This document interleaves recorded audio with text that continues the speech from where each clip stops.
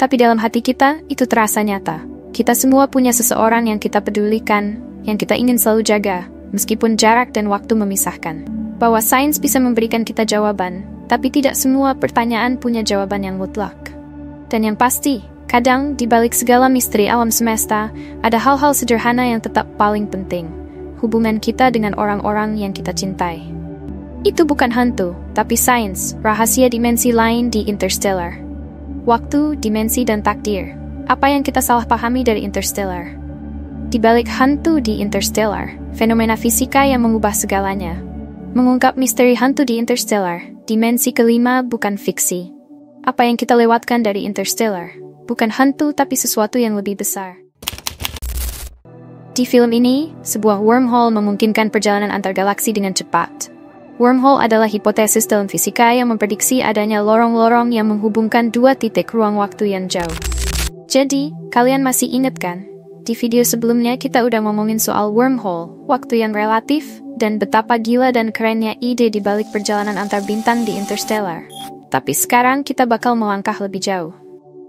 Bukan tentang hantu, tapi sesuatu yang jauh lebih menantang, sesuatu yang bisa jadi lebih nyata.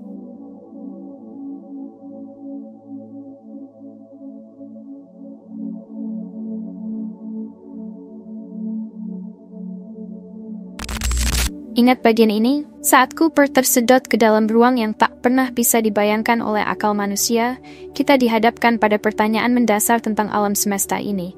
Apa sebenarnya realitas? Apa batas dari ruang dan waktu jika manusia bisa melihatnya dalam bentuk yang berbeda? Di sini, di dalam ruang ini, Cooper tidak hanya menyaksikan waktu, ia merasakannya. Ia berada di dalamnya, seperti kita terjebak dalam kenangan, tapi kali ini ia punya kekuatan untuk mengubahnya. Cooper kira dia berurusan sama hantu di kamar Murph, sesuatu yang misterius dan gaib.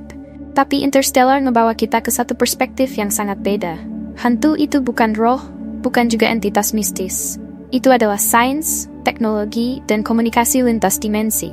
Mungkin ini malah cara sains bilang, hey, dunia ini lebih besar dari yang kita kira. Pada titik ini, Cooper tidak hanya menjadi seorang ayah. Ia menjadi jembatan antara dua dunia, dua dimensi, masa lalu dan masa depan. Tindakannya di sini mengajarkan kita bahwa cinta tidak terikat oleh ruang dan waktu. Apakah cinta ini adalah kekuatan alam, atau mungkin ini hanyalah cara alam menyatukan kita?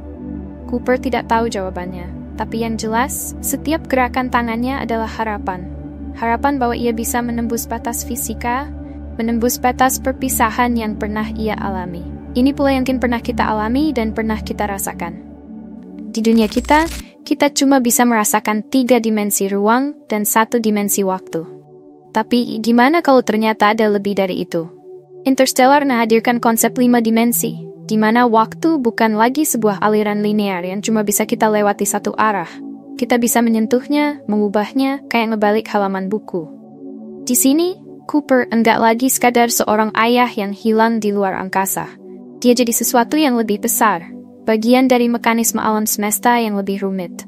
Mungkin ini bagian yang paling filosofis dalam film ini, ketika manusia bukan cuma hidup di alam semesta, tapi juga punya potensi untuk mempengaruhi masa lalu, sekarang, dan masa depan sekaligus. Oke, tapi tunggu dulu.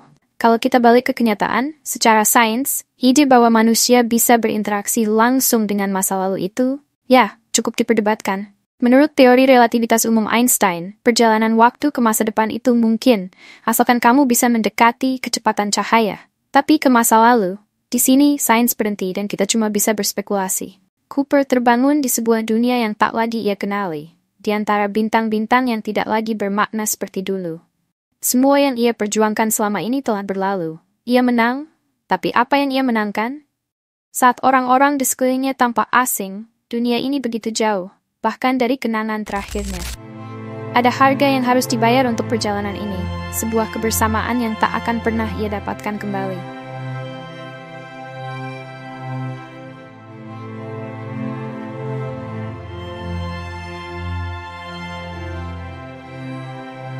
Kita tahu bahwa ada banyak paradoks yang muncul kalau kita bicara soal perjalanan waktu ke masa lalu. Contohnya, paradoks kakek. Kalau kamu bisa kembali dan mencegah kakekmu bertemu nenekmu, kamu sendiri nggak akan pernah ada. Jadi, gimana mungkin kamu balik ke masa lalu? Dan saat ia memutuskan untuk kembali ke bintang-bintang, bukan untuk bertahan, tapi untuk mencari kembali sesuatu yang lebih dari sekadar harapan, ia mengejar apa yang telah lama hilang. Cinta, persahabatan, dan takdir. Di sini, dalam keputusan sederhana ini, Cooper mengingatkan kita semua bahwa di balik seluruh misteri alam semesta, yang paling kuat adalah ikatan yang kita ciptakan dengan orang lain. Inilah adegan Cooper yang paling menyentuh emosi kita. Tapi film ini bukan cuma soal sains. Ada satu elemen yang bahkan lebih kuat daripada hukum fisika, cinta. Di titik ini, Interstellar bukan lagi cerita tentang teknologi canggih atau teori relativitas. Ini tentang hubungan antara ayah dan anak, tentang perasaan yang bisa melintasi ruang, waktu, bahkan dimensi. Dan mungkin, dalam perspektif filosofis, cinta adalah satu-satunya kekuatan yang bisa melampaui batasan fisika. Apakah itu benar secara ilmiah? Interstellar strikes a fascinating balance between real science and cinematic spectacle. While some aspects of the film, such as the visualizations of black holes and wormholes, are grounded in real physics, others, like time travel and traversing dimensions, remain speculative. Nonetheless, by collaborating with scientists like Kip Thorne, Interstellar has succeeded in bringing complex scientific ideas to the big screen in a way that captivates and educates viewers. Mungkin tidak. Tapi dalam hati kita, itu terasa nyata. Kita semua punya seseorang yang kita pedulikan, yang kita ingin selalu jaga, meskipun jarak dan waktu memisahkan. Jadi, apa yang kita bisa ambil dari semua ini? Bahwa batas antara realitas dan fiksi kadang kabur.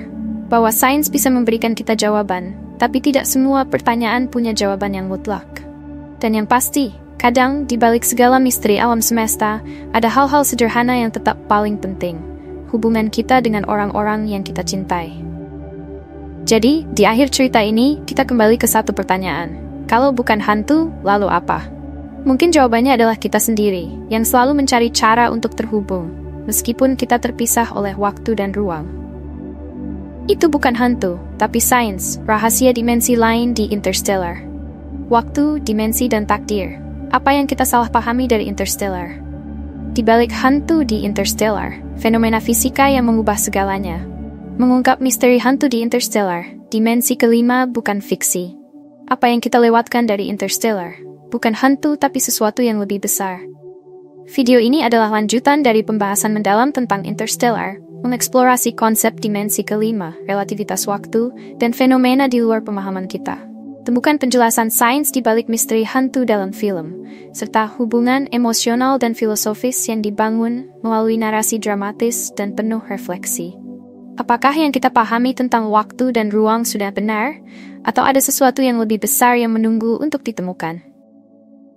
Jadi, menurut kita apakah film ini layak menjadi film yang paling spektakuler, terutama film yang paling menjadi terobosan antara karya sebuah film yang penuh dengan unsur-unsur imajinatif digabungkan dengan film yang berlandaskan pada ilmu-ilmu pengetahuan sains dan teknologi. Di balik pembuatan filmnya, terlepas dari apakah di dalam film terdapat adegan yang bersifat spekulatif, baik dari perspektif sains ilmiah dan lebih cenderung kepada film fiksi ilmiah atau bukan. Pada akhirnya itu semua kembali kepada diri kita. Apakah film ini fenomena fisika? Tapi ada sesuatu yang lebih besar dari sekedar ilmu pengetahuan. Ia hanya itu. Itu sudah lebih dari cukup. According to Einstein, the larger the mass of the object, the greater the curvature of space and time, and the greater the attraction between the objects. The closer the objects are to one another, the greater the attraction, and the further away from one another, the less attraction. Mari kita kembali pada kehidupan dunia nyata yang sedang kita jalani saat ini. Meskipun kita tidak bisa kembali ke masa lalu, atau kita dapat mempercepat kehidupan kita ke masa depan. Yang terpenting adalah bagaimana kita, dalam menjalani setiap waktu, detik demi detik waktu yang kita alami, setiap momen demi momen yang kita lewati, selalu memberikan dampak yang besar untuk lingkungan di sekitar kita.